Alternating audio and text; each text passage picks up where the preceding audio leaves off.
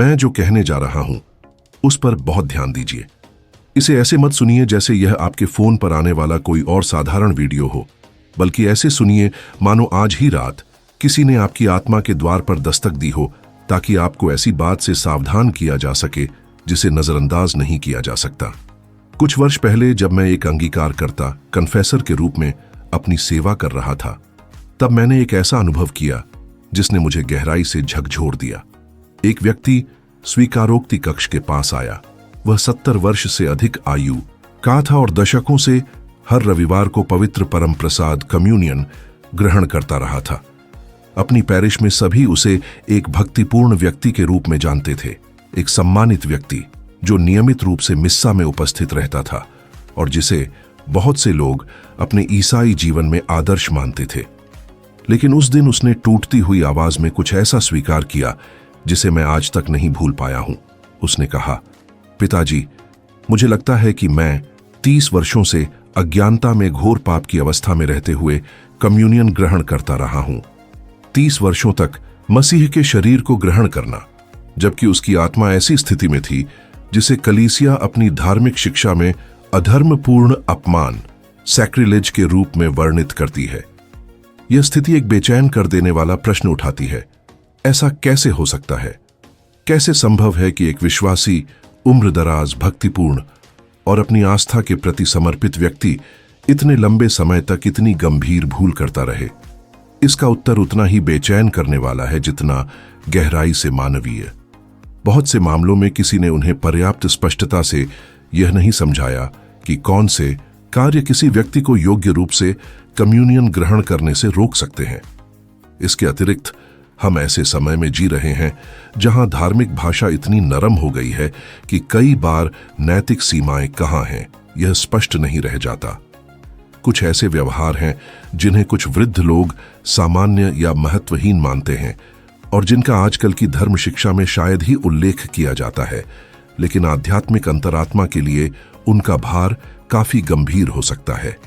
इसी कारण इस उपवास काल लेंट के समय, जो कि कलीसिया विशेष रूप से आत्मचिंतन, जीवन की समीक्षा और आंतरिक नवीनीकरण के लिए प्रस्तुत करती है, मैं सीधे आपसे बात करना चाहता हूं।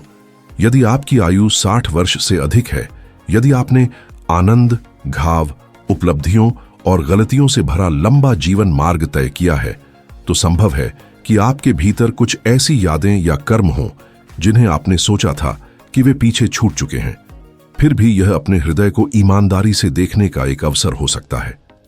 इस लेंट के दौरान बहुत से लोग अपने आध्यात्मिक जीवन के ऐसे पहलुओं को खोजते हैं जिन पर उन्होंने पहले गहराई से विचार नहीं किया था। आने वाले कुछ मिनटों में जो मैं समझाने जा रहा हूं, वह उस तरीके को बदल सकता है जिससे आप कम्युनियन ग्रहण करने के लिए आगे बढ़ते हैं। इसका उद्देश्य भय उत्पन्न करना नहीं है, बल्कि विश्वास की एक अधिक गहरी और मुक्तिदायक समझ के द्वार खोलना है। यदि आप सुनते रहते हैं तो संभव है कि आपको अपने आध्यात्मिक जीवन की अधिक स्पष्टता से जांच करने का एक मूल्यवान अवसर मिले, और यह हमेशा ध्यान देने योग्य बात है, विशेष रूप से तब जब जीवन के अनेक वर्ष बीत चुके हों। आगे बढ़ने से पहले एक मूलभूत बात याद रखना आवश्यक है, जिसे दुर्भाग्यवश कुछ स्थानों पर अब उतनी स्पष्टता से नहीं समझाया जाता जितनी होनी चाहिए। यूक्रिस्ट केवल एक प्रतीक नहीं है, न ही केवल एक सामाजिक क्रिया और न ही एक रविवार की परंपरा जिसे हम सिर्फ आदत के कारण निभाते हैं या अपने आप को और अपने परिवार को अच्छा महसूस कराने के लिए करते हैं। कलीसिया की शिक्षा के अनुसार यूक्रिस्ट में यीशु मसीह की वास्तविक उपस्थिति मानी जाती है। इसका अर्थ यह है कि रोटी और दाखरस के रूप में दिखाई देने वाली वस्तुओं के भीतर विश्वासी मसीह की सच्ची उपस्थिति को पहचानते हैं। उनका शरीर, उनका रक्त, उनकी आत्मा और उनकी दिव्यता। इसी कारण जब भी कोई व्यक्ति कम्युनियन ग्रहण करने के लिए आगे बढ़ता है, वह केवल किसी धार्मिक अनुष्ठान में भाग नहीं ले रहा होता। ईसाई विश्वास के अनुसार वह क्षण परमेश्वर के साथ एक गहरा और व्यक्तिगत मिलन माना जाता है। एक प्रश्न है जिसे बहुत से लोग शायद ही कभी ऊंची आवाज में पूछने का साहस करते हैं। किसी व्यक्ति की आत्मा किस अवस्था में होनी चाहिए ताकि वह योग्य रूप से परमेश्वर को ग्रहण कर सके? प्रेरित संत पौलुस इस विषय में कुरिन्थियों के नाम अपने पहले पत्र में बहुत सीधी चेतावनी देते हैं। वहां वे कहते हैं कि जो व्यक्ति प्रभु की रोटी या प्याले में अयोग्य रीति से भाग लेता है, वह मसीह के शरीर और रक्त के प्रति उत्तरदायी ठहरता है। इसी कारण वे प्रत्येक विश्वासी को आमंत्रित करते हैं कि वह कम्युनियन में भाग लेने से पहले अपनी अंतरात्मा की परीक्षा करे, क्योंकि जो व्यक्ति उस कार्य की गहराई को समझे बिना उसे ग्रहण करता है, वह अंततः अपने ही विरुद्ध कार्य करता है। ये शब्द भय उत्पन्न करने के लिए नहीं है, बल्कि आध्यात्मिक जिम्मेदारी को जगाने के लिए है। भय और चेतना में बड़ा अंतर होता है। भय मनुष्य को जकड़ देता है, जबकि चेतना प्रकाश देती है और सत्य के अनुसार कार्य करने में सहायता करती है। इस विषय पर कलीसिया भी बहुत स्पष्ट रही है। कैनन लॉ की संहिता के अनुसार, विशेष रूप से कैनन 916 में, जो व्यक्ति यह जानता है कि उसने कोई गंभीर पाप किया है, उसे पहले स्वीकारोक्ति कन्फेशन के संस्कार को ग्रहण किए बिना कम्युनियन लेने के लिए आगे नहीं बढ़ना चाहिए। यहां एक ऐसा विषय सामने आता है जो अक्सर असहज महसूस कराता है, गंभीर या घोर पाप का विचार। वर्षों के साथ साथ बहुत से लोग, विशेषकर वे जिन्होंने विश्वास में दशकों बिताए हैं, ऐसी स्थिति विकसित कर सकते हैं जिसे कुछ धर्मशास्त्री शिथिल अंतरात्मा कहते हैं। इसका अर्थ यह नहीं कि उनमें बुरी मंशा या पाखंड है, बल्कि यह होता है कि कुछ व्यवहार दैनिक जीवन में इतने सामान्य हो जाते हैं कि वे अब महत्वपूर्ण त्रुटियां प्रतीत नहीं होते। फिर भी किसी कर्म का नैतिक भार केवल इसलिए नहीं बदल जाता क्योंकि वह लंबे समय तक दोहराया गया हो या आदत बन गया हो। कैथोलिक नैतिक परंपरा समझाती है कि घोर पाप के लिए 3 तत्व आवश्यक होते हैं: कार्य का स्वभावतः गंभीर होना, व्यक्ति का उसके बारे में जागरूक होना और उसे करने का स्वतंत्र निर्णय।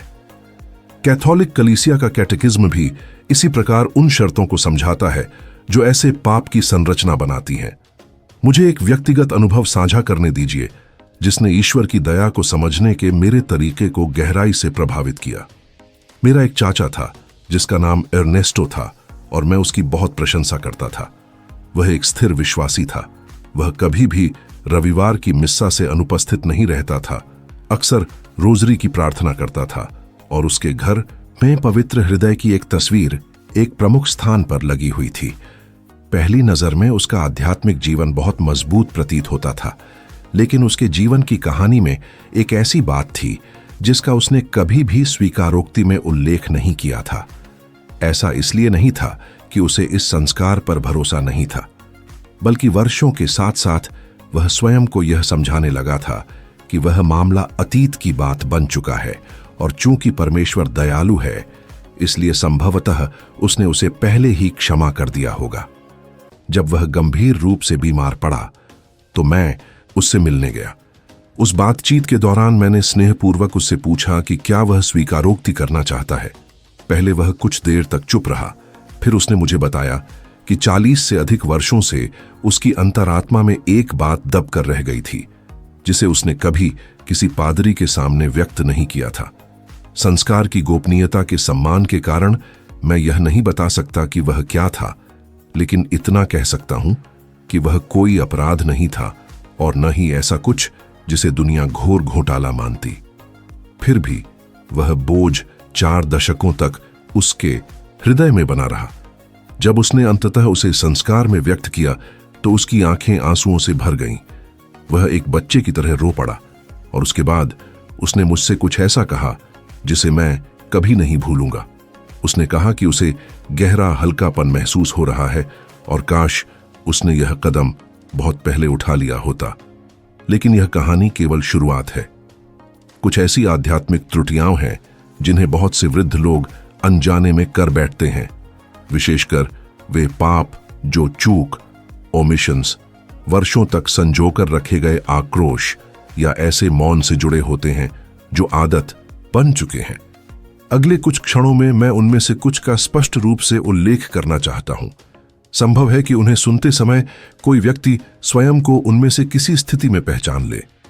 जो आगे कहा जाएगा उसे आरोप के रूप में नहीं समझना चाहिए, बल्कि एक ऐसे प्रकाश के रूप में देखना चाहिए जो हृदय के उन स्थानों को देखने में सहायता करता है जिन्हें शायद लंबे समय से नहीं परखा गया। वृद्ध लोगों के आध्यात्मिक जीवन में एक विशेष बात होती है।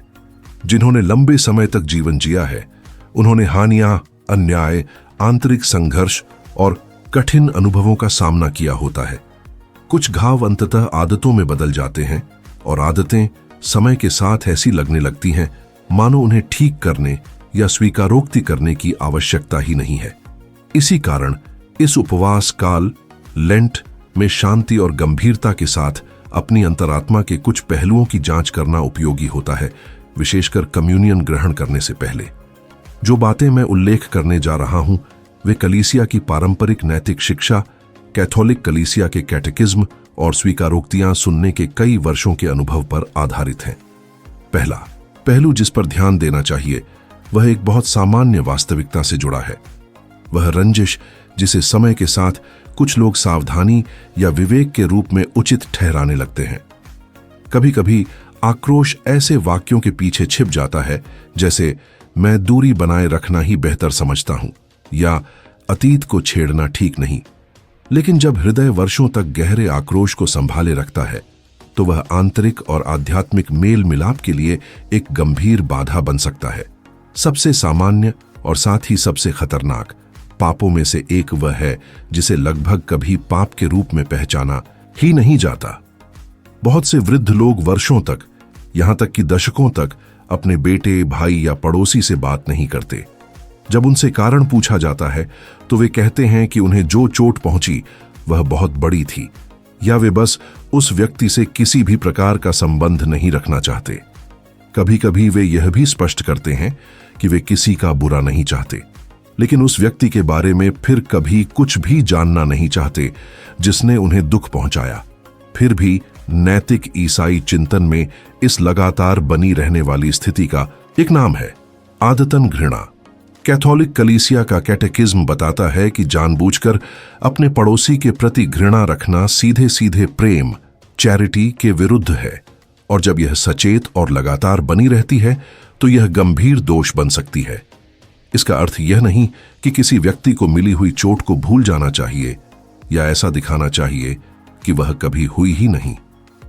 क्षमा करना स्मृति को मिटाना या वास्तविकता से इनकार करना नहीं है। क्षमा सबसे पहले एक आंतरिक निर्णय है, इच्छा शक्ति का ऐसा कार्य जो आक्रोश से मुक्त होना चाहता है। संभव है कि विवेक के कारण कोई व्यक्ति उस व्यक्ति से कुछ दूरी बनाए रखने का निर्णय करे जिसने उसे पीड़ा दी हो। कभी कभी यह दूरी आवश्यक और स्वस्थ होती है, लेकिन स्वस्थ सीमाएं तय करने और हृदय को समय के साथ कठोर होने देने के बीच गहरा अंतर होता है।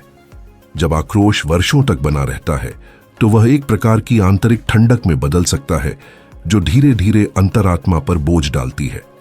प्रेरित संत यूहन्ना अपने पहले पत्र में बहुत प्रबल शब्दों में चेतावनी देते हैं कि जो अपने भाई से घृणा करता है वह प्रेम के मार्ग से दूर हो जाता है। ये शब्द कठोर लग सकते हैं, लेकिन वे ईमानदार आत्मचिंतन के लिए आमंत्रण देते हैं। यह अपने आप से पूछने योग्य प्रश्न है, क्या कोई ऐसा व्यक्ति है जिसे अभी तक वास्तव में क्षमा नहीं किया गया? क्या कोई ऐसा नाम है जिसे सुनते ही तुरंत दर्द या आक्रोश जाग उठता है? यदि उत्तर हां है तो यह संकेत हो सकता है कि हृदय के उस हिस्से को प्रार्थना और मेल मिलाप के संस्कार में ले जाने की आवश्यकता है। कम्युनियन ग्रहण करने से पहले एक और पहलू जो अक्सर अनदेखा रह जाता है वह शब्दों के उपयोग से जुड़ा है। टिप्पणियां, अफवाहें या आलोचनाएं अक्सर हानिरहित लग सकती हैं, विशेषकर पारिवारिक बैठकों या मित्रों के बीच लंबी बातचीत में। कई संस्कृतियों में, विशेषकर पुरानी पीढ़ियों में, लंबे समय तक बैठकर बातचीत करना सामान्य बात है। लेकिन उन्हीं बातचीतों के बीच किसी ऐसे व्यक्ति के बारे में नकारात्मक बोलने का प्रलोभन आसानी से उत्पन्न हो सकता है जो वहां उपस्थित नहीं है। अक्सर लोग इसे यह कहकर सही ठहराते हैं, लेकिन जो मैं कह रहा हूं वह सच है। फिर भी ईसाई नैतिक शिक्षा याद दिलाती है कि किसी व्यक्ति की कमियों को बिना उचित कारण के प्रकट करना भी नुकसान पहुंचा सकता है। कैथोलिक कलीसिया का कैटेकिज्म मरमराहट या चुगली को इस प्रकार वर्णित करता है, किसी के दोषों को बिना किसी वस्तुनिष्ठ और उचित कारण के फैलाना ऐसा कार्य जो उसकी प्रतिष्ठा को गंभीर रूप से क्षति पहुंचा सकता है। इसीलिए अपने आचरण की ईमानदारी से जांच करना उपयोगी है। पिछले महीनों में कितनी बार किसी व्यक्ति के बारे में इस तरह बात की गई कि यदि वह स्वयं उपस्थित होता तो शर्म महसूस होती। कितनी बातचीत मुख्यतः दूसरों की आलोचना या उन्हें बदनाम करने के इर्द गिर्द घूमती रही। ऐसे प्रश्न अंतरात्मा की सच्ची समीक्षा करने में सहायता करते हैं। इसके अलावा एक और प्रकार की स्थिति भी है जो वास्तविक जीवन में अक्सर दिखाई देती है और जिसे कई लोग समय बीत जाने के कारण भुला हुआ मान लेते हैं। यह धन, विरासत या पारिवारिक समझौतों से जुड़े विवादों से संबंधित होती है जिन्हें कभी न्यायपूर्वक हल नहीं किया गया। कभी कभी ये घटनाएं दशकों पहले हुई होती हैं, जैसे गलत तरीके से बांटी गई विरासत, कोई आरण जो कभी लौटाया नहीं गया, कोई कर्मचारी जिसे उचित भुगतान नहीं मिला, या कोई रिश्तेदार जिसे किसी व्यापार में नुकसान पहुंचाया गया। ईसाई नैतिक शिक्षा बताती है कि 7वां आज्ञा केवल दूसरों की वस्तु को अन्यायपूर्वक लेने से ही नहीं रोकती, बल्कि यह भी सिखाती है कि जब संभव हो तो हुए नुकसान की भरपाई की जाए। कैथोलिक कलीसिया का कैटेकिज्म याद दिलाता है कि जिसने अन्याय किया है उस पर यह नैतिक जिम्मेदारी होती है कि यदि संभव हो तो जो कुछ अनुचित रूप से लिया गया था उसे वापस करे। ऐसे मामलों में स्वीकारोक्ति में गलती को स्वीकार करना एक महत्वपूर्ण कदम है, लेकिन यदि अभी भी संभव हो तो नुकसान की भरपाई करने की सच्ची इच्छा भी अपेक्षित होती है। मैंने ऐसी परिस्थितियां देखी हैं जिनमें कोई व्यक्ति अपने जीवन के अंतिम चरण तक पहुंच जाता है और उसके भीतर एक नैतिक बोझ बना रहता है जिसे उसने कभी सुलझाया नहीं। कभी कभी परिवार को इसके बारे में पता होता है, भाई बहनों को भी पता होता है और स्वयं वह व्यक्ति भी इससे अवगत होता है। फिर भी हमेशा कोई न कोई कारण सामने आ जाता है जिससे सुधार या प्रतिपूर्ति को टाल दिया जाता है, जैसे अधिक संसाधन मिलने का इंतजार करना, पारिवारिक विवादों के शांत होने की प्रतीक्षा करना या किसी अधिक उपयुक्त समय के आने की आशा करना। लेकिन कई बार सही समय बस वर्तमान क्षण ही होता है। अंत में एक और पहलू है जो विचार के योग्य है, परिवार के भीतर आध्यात्मिक जिम्मेदारी। कुछ माता पिता या दादा दादी ने अपने जीवन के कुछ चरणों में ऐसे निर्णय लिए जो इस बात को प्रभावित करते हैं कि उनके बच्चे विश्वास के साथ कैसे जुड़ते हैं। कुछ मामलों में वे निर्णय नई पीढ़ियों के आध्यात्मिक जीवन से दूर होने का कारण भी बन सकते हैं। विनम्रता के साथ उस अतीत की जांच करना, मेल मिलाप खोजने, उदाहरण प्रस्तुत करने और परिवार के भीतर विश्वास के मार्ग को फिर से खोलने का अवसर बन सकता है। कुछ परिस्थितियों में बच्चे स्पष्ट आध्यात्मिक शिक्षा के बिना बड़े हुए। शायद उन्हें कभी धर्म शिक्षा कैटेकेसिस के लिए नहीं ले जाया गया या घर में उन्हें धार्मिक मार्गदर्शन नहीं मिला। कभी कभी ऐसा सुविधा के कारण हुआ, कभी माता पिता के बीच विवाद से बचने के लिए या इस विचार से कि बच्चों के निर्णयों पर अधिक प्रभाव डालना उचित नहीं होगा। ऐसा भी हो सकता है कि बच्चों ने विश्वास को केवल सतही रूप में देखा हो, जैसे कोई सामाजिक परंपरा, न कि एक गहरी व्यक्तिगत आस्था। ईसाई शिक्षा के अनुसार 5वीं आज्ञा का एक सकारात्मक पक्ष भी है। माता पिता की यह जिम्मेदारी कि वे अपने बच्चों को आध्यात्मिक जीवन में मार्गदर्शन दें। कैथोलिक कलीसिया का कैटेकिज्म बताता है कि माता पिता का मिशन है अपने बच्चों को प्रार्थना करना सिखाना और उन्हें यह समझने में सहायता देना कि वे परमेश्वर की संतान हैं। इसीलिए शांति और ईमानदारी से यह प्रश्न करना उचित है कि क्या यह जिम्मेदारी पूरी तरह निभाई गई। इसका उद्देश्य अपराध बोध पैदा करना या अतीत को कठोरता से आंकना नहीं है, बल्कि उसे सच्चाई के साथ पहचानना, परमेश्वर के हाथों में सौंपना और उसकी कृपा मांगना है। बहुत से वृद्ध लोगों के लिए सबसे गहरा दर्द अपने स्वयं के दोषों से नहीं, बल्कि इस बात से आता है कि उनके बच्चे या पोते पोती विश्वास से दूर हो गए हैं। कभी कभी, हालांकि हमेशा नहीं, यह दूरी उन निर्णयों से जुड़ी हो सकती है जो कई वर्ष पहले लिए गए थे। इस पर चिंतन करना क्षमा, आंतरिक मेल मिलाप और परिवार के भीतर विश्वास के एक नए साक्ष्य का द्वार खोल सकता है। यदि इन विचारों को सुनते समय आपको लगता है कि आपके भीतर कुछ हिल रहा है या ये शब्द आपको व्यक्तिगत रूप से संबोधित कर रहे हैं, तो संभव है कि ये किसी ऐसे व्यक्ति के लिए भी उपयोगी हो जो आपके करीब है।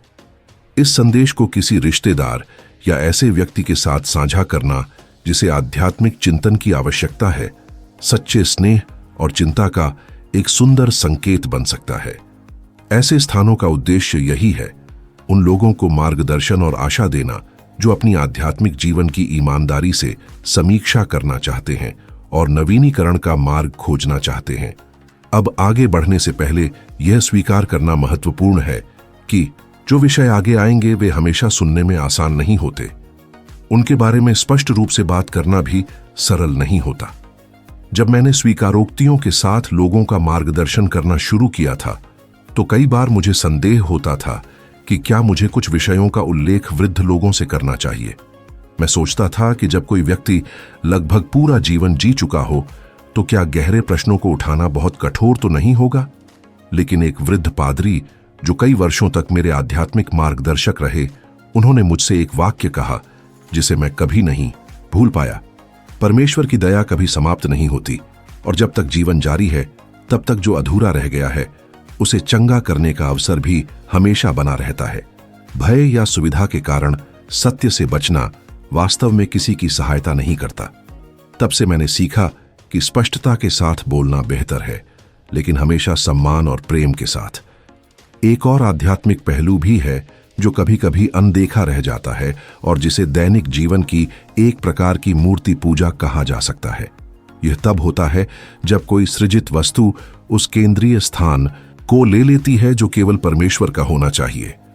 कैथोलिक कलीसिया का कैटेकिज्म समझाता है कि मूर्ति पूजा केवल प्रतिमाओं की पूजा तक सीमित नहीं है। यह तब भी होती है जब कोई व्यक्ति अपनी पूर्ण आशा और विश्वास किसी ऐसी वस्तु या व्यक्ति पर रख देता है जो सृष्टिकर्ता नहीं है। कई वृद्ध लोगों के जीवन में यह बहुत सूक्ष्म तरीकों से प्रकट हो सकता है। उदाहरण के लिए, जब सारी आशा केवल बच्चों, परिवार, स्वास्थ्य या व्यक्तिगत प्रतिष्ठा में रख दी जाती है। परिवार से गहरा प्रेम करना नकारात्मक नहीं है। वास्तव में पारिवारिक प्रेम एक महान मूल्य है। समस्या तब उत्पन्न होती है जब वही प्रेम जीवन का पूर्ण केंद्र बन जाता है और वह आध्यात्मिक भरोसा पीछे हट जाता है जो सबसे पहले परमेश्वर की ओर होना चाहिए। यह लगातार चिंताओं में, वयस्क बच्चों के हर निर्णय को नियंत्रित करने की इच्छा में या इस कठिनाई में दिखाई दे सकता है कि प्रत्येक व्यक्ति को अपना मार्ग स्वयं तय करना होता है। कभी कभी यह तब भी प्रकट होता है जब बच्चे वे निर्णय लेते हैं जो माता पिता की अपेक्षाओं से अलग होते हैं और इससे मन में कड़वाहट उत्पन्न हो जाती है। आध्यात्मिक दृष्टि से निमंत्रण यह है कि मनुष्य भरोसा करना और शांति के साथ छोड़ देना सीखे, यह पहचानते हुए कि हर जीवन परमेश्वर के हाथों में है। एक और महत्वपूर्ण प्रश्न है जिसे जांचना आवश्यक है, दूसरों के लिए दिया जाने वाला उदाहरण। ईसाई परंपरा में स्कैंडल शब्द का उपयोग तब किया जाता है जब किसी व्यक्ति के कार्य दूसरों के विश्वास या आचरण को नकारात्मक रूप से प्रभावित करते हैं। लंबे जीवन के दौरान हमारे निर्णय, शब्द और व्यवहार हमारे आसपास के लोगों, बच्चों, पोते पोतियों, मित्रों या समुदाय के सदस्यों पर गहरा प्रभाव छोड़ सकते हैं। अपने व्यक्तिगत साक्ष्य पर चिंतन करना एक अवसर बन सकता है, त्रुटियों को पहचानने का, जहां आवश्यक हो वहां क्षमा मांगने का और अब विश्वास तथा सच्चाई का एक नया उदाहरण प्रस्तुत करने का। कई वर्षों के बाद भी परिवर्तन की सच्ची भावना हमारे आसपास के लोगों के लिए प्रेरणा और मेल मिलाप का स्रोत बन सकती है।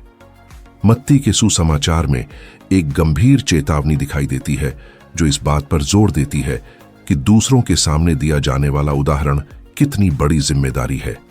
वहां यीशु मसीह बताते हैं कि जो किसी को विश्वास से दूर होने की ओर ले जाता है वह बहुत गंभीर कार्य करता है।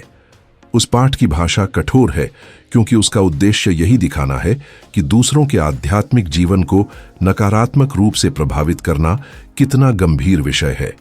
धर्मशास्त्रीय चिंतन में स्कैंडल, ठोकर या बुरा उदाहरण शब्द का अर्थ केवल कोई सनसनीखेज या विवादास्पद घटना नहीं होता जैसा कि सामान्य जीवन में समझा जाता है। इसका अर्थ है कोई भी ऐसा कार्य, शब्द या व्यवहार जो किसी अन्य व्यक्ति को नैतिक रूप से भटकने या परमेश्वर से दूर होने की ओर ले जाए। जीवन के अलग अलग चरणों में यह कई तरीकों से हो सकता है। उदाहरण के लिए, जब परिवार के भीतर बच्चों के सामने विश्वास या कलीसिया के बारे में तिरस्कार के साथ बात की जाती है, जब प्रार्थना का मजाक उड़ाया जाता है या उसे महत्वहीन माना जाता है, या जब कोई व्यक्ति इतना विरोधाभासी जीवन जीता है कि उसे देखने वाले लोग यह सोचने लगते हैं कि विश्वास का वास्तव में कोई मूल्य नहीं है। यह कठिन पारिवारिक परिस्थितियों में भी हो सकता है, जैसे विवादपूर्ण अलगाव या ऐसे व्यवहार जो बच्चों के हृदय में गहरे घाव छोड़ देते हैं। यह निमंत्रण किसी ऐसे अपराध बोध को उठाने के लिए नहीं है जो व्यक्ति को जकड़ दे, बल्कि ईमानदारी से यह पहचानने के लिए है कि किन बातों ने शायद दूसरों को नकारात्मक रूप से प्रभावित किया हो। उसे प्रार्थना में या स्वीकारोक्ति में नाम देना चंगाई की दिशा में एक महत्वपूर्ण कदम हो सकता है। कभी कभी बस सच्चाई से यह कहना ही पर्याप्त होता है, हे प्रभु, शायद मेरा उदाहरण सबसे अच्छा नहीं था और कुछ लोग आंशिक रूप से उसी कारण दूर हो गए। इसे स्वीकार करना आंतरिक मेल मिलाप का द्वार खोल देता है। इसके अलावा एक और आध्यात्मिक पहलू है जिसका लोग लगभग कभी उल्लेख नहीं करते, लेकिन जो पास्टोरल अनुभव में अक्सर दिखाई देता है। यह उन प्रतिज्ञाओं या वचनों से संबंधित है जो किसी समय परमेश्वर से किए गए थे और जो समय के साथ भुला दिए गए।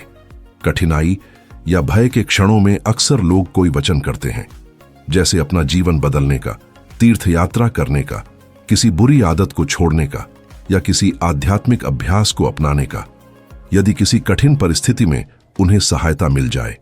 कैथोलिक कलीसिया का कैटेकिज्म सिखाता है कि परमेश्वर से किए गए व्रत या वचन भक्ति के ऐसे कार्य हैं जिनमें एक नैतिक प्रतिबद्धता शामिल होती है। सभी वचन समान महत्व के नहीं होते, लेकिन उन्हें जानबूझकर अनदेखा करना भी व्यक्ति के आध्यात्मिक जीवन को प्रभावित कर सकता है। जब कोई वचन वर्षों तक अधूरा रह जाता है तो वह एक प्रकार की आंतरिक बेचैनी में बदल सकता है जिसे हमेशा स्पष्ट रूप से समझा नहीं जाता। मुझे एक वृद्ध व्यक्ति का मामला याद है जिसे मैं यहां डॉन फेलिपे कहूंगा, जिसने अपनी युवावस्था में यह वचन किया था कि यदि वह एक गंभीर बीमारी से ठीक हो गया तो अपने जीवन का 1/1 विशेष आध्यात्मिक अभ्यास को समर्पित करेगा। समय के साथ वह स्वस्थ हो गया और अपने जीवन में आगे बढ़ गया, लेकिन वह वचन दशकों तक भुला दिया गया। वृद्धावस्था में उसे एक आंतरिक बेचैनी महसूस होने लगी जिसे वह समझ नहीं पा रहा था। एक बातचीत के दौरान उसे अंततः वह वचन याद आया। जब उसने इस बारे में एक पादरी से बात की तो उसने समझा कि उस वचन का कौन सा भाग अभी भी पूरा किया जा सकता है और उसे अपनी वर्तमान परिस्थिति के अनुसार किस प्रकार एक उपयुक्त आध्यात्मिक अभ्यास में बदला जा सकता है। ऐसा करने के बाद उसने उस अनुभव को इस तरह वर्णित किया जैसे वह किसी ऐसे बोझ से मुक्त हो गया हो जिसके बारे में उसे यह भी पता नहीं था कि वह उसे ढो रहा था। अंत में एक और आध्यात्मिक पहलू है जो उन लोगों को प्रभावित करता है जिन्होंने लंबे समय तक विश्वास में जीवन बिताया है। आध्यात्मिक शिथिलता, जिसे ईसाई परंपरा में असीडिया कहा जाता है। यह शब्द प्राचीन यूनानी भाषा से आता है और परमेश्वर से संबंधित बातों के प्रति एक प्रकार की आंतरिक थकान या उदासीनता का वर्णन करता है। इसका अर्थ यह नहीं कि व्यक्ति पूरी तरह विश्वास खो देता है। वह अभी भी विश्वास करता है, कभी कभी मिस्सा में जाता है या प्रार्थना करता है, लेकिन उसके भीतर एक ठंडापन महसूस होने लगता है। विश्वास जीवंत अनुभव न रहकर केवल एक आदत बन जाता है। समस्या तब उत्पन्न होती है जब इस आध्यात्मिक दूरी को सामान्य मान लिया जाता है और परमेश्वर के साथ संबंध को फिर से जीवित करने का प्रयास बंद हो जाता है। समय के साथ यह उदासीनता चुपचाप आध्यात्मिक जीवन में बस सकती है। इसीलिए ईसाई परंपरा इसे पहचानने और छोटे छोटे नवीनीकरण के कार्यों के माध्यम से इसका सामना करने के लिए प्रेरित करती है। सच्ची प्रार्थना में लौटना, मौन के क्षण खोजना, संस्कारों के पास आना और यह याद रखना कि आध्यात्मिक जीवन को भी निरंतर देखभाल और समर्पण की आवश्यकता होती है। ईसाई परंपरा में विचारकों जैसे संत थॉमस एक्विनास ने असीडिया या आध्यात्मिक शिथिलता पर गहराई से विचार किया। उन्होंने इसे प्रमुख पापों में से एक माना, इसलिए नहीं कि यह हमेशा अपने आप में गंभीर दोष होता है, बल्कि इसलिए कि यह कई अन्य आध्यात्मिक कमजोरियों का द्वार खोल सकता है। जब हृदय परमेश्वर के प्रति उदासीन होने लगता है तो आध्यात्मिक जीवन अपनी शक्ति खोने लगता है। प्रार्थना जीवनहीन दिनचर्या बन जाती है, मिस्सा केवल एक कर्तव्य की तरह महसूस होती है और विश्वास एक खाली परंपरा में बदलने का खतरा उठाता है। वृद्ध लोगों के मामले में यह स्थिति कभी-कभी वैध थकान के रूप में छिप जाती है। कई वर्षों के जीवन और धार्मिक अभ्यासों के बाद कुछ लोग सोच सकते हैं कि उन्होंने पर्याप्त कर लिया है और अब केवल विश्राम करना चाहिए। लेकिन आध्यात्मिक परंपरा याद दिलाती है कि आत्मा का सच्चा विश्राम परमेश्वर से दूर होने में नहीं, बल्कि उसके साथ अधिक गहरे संबंध को फिर से खोजने में मिलता है। समय के साथ विश्वास अधिक सरल और सच्चा बन सकता है, एक ऐसा संबंध जिसमें बाहरी दिखावे या औपचारिकताएं कम हो जाती हैं और आत्मा अपने सृष्टिकर्ता के सामने पूरी ईमानदारी के साथ उपस्थित होती है। यदि इन विचारों ने आपके भीतर कुछ जगाया है तो शायद यह केवल एक संयोग नहीं है। कई बार चिंतन के ऐसे क्षण ठीक तब आते हैं जब हृदय स्पष्टता, शांति या आध्यात्मिक नवीनीकरण की खोज कर रहा होता है। उस क्षण को यूं ही गुजरने देने के बजाय यह एक ठोस कदम उठाने का अवसर हो सकता है। शांत होकर विचार करना, इन विचारों को किसी ऐसे व्यक्ति के साथ साझा करना जिसे इसकी आवश्यकता हो सकती है, या अपने आंतरिक जीवन की समीक्षा करने के लिए समय निकालना। ईसाई आध्यात्मिकता में जब कोई व्यक्ति यह पहचानता है कि उसके जीवन के कुछ पहलुओं को चंगाई की आवश्यकता है, तो एक स्पष्ट मार्ग उपलब्ध है। मेल मिलाप का संस्कार, जिसे स्वीकारोक्ति भी कहा जाता है। 2000 से अधिक वर्षों से कलीसिया इस संस्कार को परमेश्वर के साथ संबंध को पुनर्स्थापित करने और अंतरात्मा में शांति पाने का एक माध्यम मानती रही है। बहुत से लोग साधारण स्वीकारोक्ति से परिचित हैं, जिसमें पिछली स्वीकारोक्ति के बाद किए गए पापों को स्वीकार किया जाता है। लेकिन एक और प्रकार भी है जिसे सामान्य स्वीकारोक्ति, जनरल कन्फेशन कहा जाता है। इस प्रकार की स्वीकारोक्ति में जीवन की एक व्यापक समीक्षा शामिल होती है, कभी कभी लंबे समय के चरणों को या यहां तक कि पूरे जीवन की कहानी को भी समेटते हुए। सामान्य स्वीकारोक्ति, जनरल कन्फेशन, कुछ विशेष परिस्थितियों में अक्सर अनुशंसित की जाती है। उदाहरण के लिए, जब किसी को संदेह हो कि उसकी पिछली स्वीकारोक्तियां पूरी तरह से संपूर्ण या ईमानदार नहीं थीं, जब किसी गंभीर पाप को जानबूझकर छिपा लिया गया हो, या जब अतीत में इस संस्कार के वास्तविक अर्थ को पूरी तरह समझा न गया हो। यह जीवन के महत्वपूर्ण परिवर्तन के क्षणों में भी सहायक हो सकती है, जब कोई व्यक्ति अधिक स्पष्टता के साथ अपने आध्यात्मिक जीवन का एक नया चरण शुरू करना चाहता है। आध्यात्मिक जीवन के महान शिक्षकों ने इस अभ्यास को बहुत महत्व दिया है। संत इग्नासियुस लोयोला ने इसे आध्यात्मिक अभ्यासों की शुरुआत में जीवन की गहराई से समीक्षा करने के एक साधन के रूप में सुझाया था, जबकि संत अल्फोंसो मारिया दे लिगोरियो ने इसे आत्मा के लिए सबसे मुक्तिदायक अनुभवों में से एक बताया, जब इसे सच्चाई और ईमानदारी के साथ किया जाता है। इसके लिए सही तैयारी करने के लिए कुछ सरल कदमों का पालन करना उपयोगी होता है। पहला कदम है शांति का एक क्षण ढूंढना और प्रार्थना से शुरुआत करना। अपनी अंतरात्मा की जांच करने से पहले बहुत से लोग पवित्र आत्मा की सहायता मांगते हैं, ताकि वे अपने जीवन को ईमानदारी से देख सकें। इस आंतरिक प्रकाश के बिना आत्म परीक्षण केवल स्मृति का एक अभ्यास बन सकता है, जिसमें हम वही याद करते हैं जो हमें सहज लगता है और वह भूल जाते हैं जिसे स्वीकार करना कठिन होता है। एक सरल प्रार्थना पर्याप्त हो सकती है। अपने जीवन को जैसा है वैसा देखने के लिए स्पष्टता, साहस और सच्चाई मांगना। दूसरा व्यावहारिक कदम है जीवन को विभिन्न चरणों में देखकर उसकी समीक्षा करना। सामान्य स्वीकारोक्ति में कुछ लोगों को यह उपयोगी लगता है कि वे अपने जीवन को लगभग 10-10 वर्षों के चरणों में बांटें। बचपन और किशोरावस्था, 20 का दशक, 30 का दशक और इसी प्रकार आगे। यह तरीका प्रत्येक चरण के अनुभवों, निर्णयों और परिस्थितियों को अधिक स्पष्टता से याद करने में मदद करता है, जिससे आत्म परीक्षण अधिक पूर्ण और शांतिपूर्ण हो जाता है। जीवन के प्रत्येक चरण की समीक्षा करते समय अपने आप से ईमानदारी से कुछ प्रश्न पूछना सहायक होता है। मैंने किसे चोट पहुंचाई हो सकती है? कौन से वचन मैंने अधूरे छोड़ दिए? क्या ऐसे लोग हैं जिन्हें मैंने अभी तक वास्तव में क्षमा नहीं किया? क्या ऐसे क्षण थे जब मैंने किसी चीज या किसी व्यक्ति को परमेश्वर से ऊपर रख दिया? यह भी विचार करना उपयोगी हो सकता है कि क्या ऐसे गंभीर दोष थे जिन्हें कभी पिछली स्वीकारोक्तियों में नहीं बताया गया। हर छोटी बड़ी बात को बिल्कुल सटीक याद रखना आवश्यक नहीं है। परमेश्वर पूर्ण स्मृति की मांग नहीं करता। सबसे महत्वपूर्ण बात है वह सच्चाई जिसके साथ हृदय अपनी कहानी को पहचानता है और विनम्रता से कह सकता है, प्रभु, उस समय मेरे जीवन में यही हुआ था। बहुत से लोगों को एक और कदम भी उपयोगी लगता है। जो कुछ वे स्वीकार करना चाहते हैं उसे लिख लेना। यह भले ही साधारण लगे, लेकिन निजी रूप से लिखना स्मृतियों को व्यवस्थित करने में मदद करता है और उन परिस्थितियों को सामने लाता है जो शायद अंतरात्मा की गहराई में छिपी हुई थीं। जब विचार शब्दों में बदलते हैं तो आंतरिक मुक्ति की प्रक्रिया शुरू होती है। कभी कभी लिखते समय ऐसे स्मरण सामने आते हैं जिन्हें मन ने सचेत रूप से भुला दिया था, लेकिन जो भीतर अब भी प्रभाव रखते थे। इस तैयारी के बाद किसी ऐसे पादरी को ढूंढना अच्छा होता है जिसके साथ शांति से बात की जा सके। जीवन की गहरी समीक्षा या विस्तृत स्वीकारोक्ति के लिए बहुत से लोग पहले से समय लेकर मिलना पसंद करते हैं, ताकि इसे अन्य पैरिश गतिविधियों के बीच जल्दी जल्दी न करना पड़े।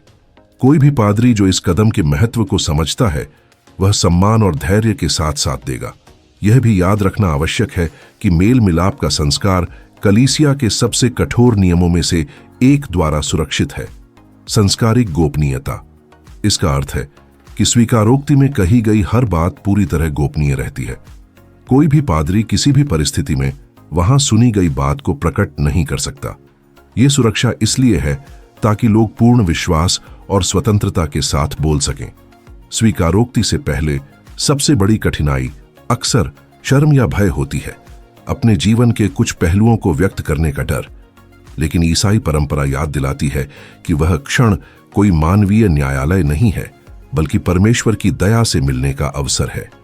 जो बात हृदय पर बोझ बनी हुई है उसे व्यक्त करना सच्ची आध्यात्मिक मुक्ति की शुरुआत बन सकता है। उपवास काल, लेंट का उद्देश्य भी यही है। इसे लोगों को अपराध बोध से भरने के लिए नहीं बनाया गया, बल्कि आंतरिक जीवन को नया करने के अवसर के रूप में। ये 40 दिन बाइबल के महत्वपूर्ण क्षणों की याद दिलाते हैं। इज़राइल के लोगों के मरुभूमि के वर्ष और यीशु मसीह का वह समय जब उन्होंने अपनी सार्वजनिक सेवा शुरू करने से पहले एकांत में समय बिताया। बाइबल की परंपरा में मरुभूमि दंड का प्रतीक नहीं है, बल्कि मुलाकात और गहरी सुनवाई का स्थान है। इस समय में रुकने, भीतर देखने और उस बोझ को छोड़ने का निमंत्रण है जिसे बहुत लंबे समय से उठाया जा रहा है। इस प्रकार जब ईस्टर का उत्सव आए तो यूक्रिस्ट में भाग लेना केवल आदत के रूप में नहीं, बल्कि एक नई जागरूकता और गहरे आध्यात्मिक अनुभव के साथ हो सके।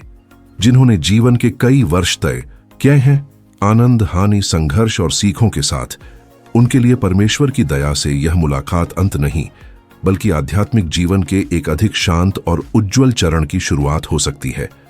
मैं एक व्यक्तिगत अनुभव के साथ समाप्त करना चाहता हूं।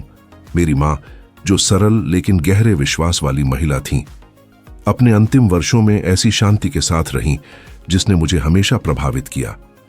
वह न तो समर्पण की थकान थी और न ही उदासीनता, वह एक सच्ची शांति थी। एक दिन मैंने उनसे पूछा कि उस शांति का रहस्य क्या है। उनका उत्तर बहुत सरल था। उन्होंने निर्णय लिया कि वह अपने हृदय पर बोझ बनने वाली बातों को अपने भीतर नहीं रखेंगी। जो भी उन्हें चिंता देता वह उसे प्रार्थना में ले जाती, और जो भी उन्हें गलती लगता वह उसे स्वीकारोक्ति में प्रस्तुत करती। यह दृष्टिकोण एक गहरी आध्यात्मिक शिक्षा को सरल रूप में व्यक्त करता है। किसी को भी उस बोझ को अनंत समय तक उठाए रखने की आवश्यकता नहीं है जिसे वह परमेश्वर को सौंप सकता है। दिव्य दया की कोई समाप्ति तिथि नहीं होती। जब तक मनुष्य जीवित है तब तक नया आरंभ करने की संभावना हमेशा बनी रहती है। यदि इन विचारों ने आपके भीतर कुछ जगाया है तो शायद यह एक छोटा सा ठोस कदम उठाने का अच्छा समय है। शायद कुछ मिनट मौन में बिताना, वह लिखना जो अंतरात्मा पर बोझ है, या किसी विश्वसनीय पादरी से बात करना। कभी कभी एक छोटा सा कदम उस आंतरिक शांति का मार्ग खोल सकता है जिसे लंबे समय से खोजा जा रहा था। ईसाई विश्वास पूर्णता की मांग नहीं करता, वह ईमानदारी और हर बार गिरने के बाद फिर उठने की तैयारी को आमंत्रित करता है। कलीसिया की परंपरा में मेल मिलाप का संस्कार उसी बढ़े हुए हाथ का प्रतीक है जो मनुष्य को फिर से खड़ा होने में सहायता करता है।